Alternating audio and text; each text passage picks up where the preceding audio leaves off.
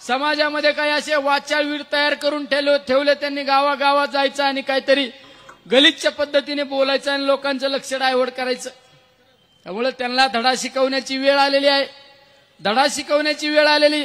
मी तर या सगळ्यांना सांगतो, हे पोलीस बाजूला ठेवा एकदा आणि होऊन जाऊन द्या तुमच्यात काय कितने तुम हमारे में कितना दम है और तुम्हारे में कितना दम है, एकदा दाखवू ना। हे घेऊन फिरताना काल कुणीतरी सांगितलं, जो कुणीतरी वाचाळवीर बोलला तो पहिला 2 पोलीस घेऊन फिरत होता, आता 4 पोलीस दिलेत, आता 10 देतील। तुमच्यात दम आहे ना तर एकदा या ना, एकदा या रणांगणात, एकदा तुम्ही राहू नाही तर आम्ही राहू, पण असे बालिश धंदे बंद करा ना, बालिशपणा बंद करा।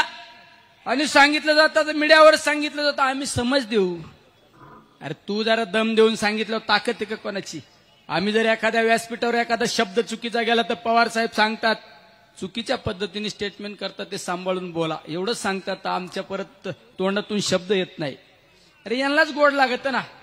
आपल्या मराठी संस्कृतीत सांगितलं जातं जो दुसऱ्यासाठी खड्डा खांदतो ना त्याला एक दिवस त्याच खड्ड्यात जावं लागतं। याला आहे ना जो आका बसलेला आहे ना त्याला त्या खड्ड्यात जावं लागतं। अनाजी पंत सगळा संघर्ष निर्माण करून दिला, सगळ्यांना बरोबर घ्यायची। एक दिवस हे सगळेच आहे ना तुझ्या वार केल्याशिवाय राहणार नाही, हे सुद्धा तू लक्षात ठेव, सगळ्यात सांगतो महत्वाचा।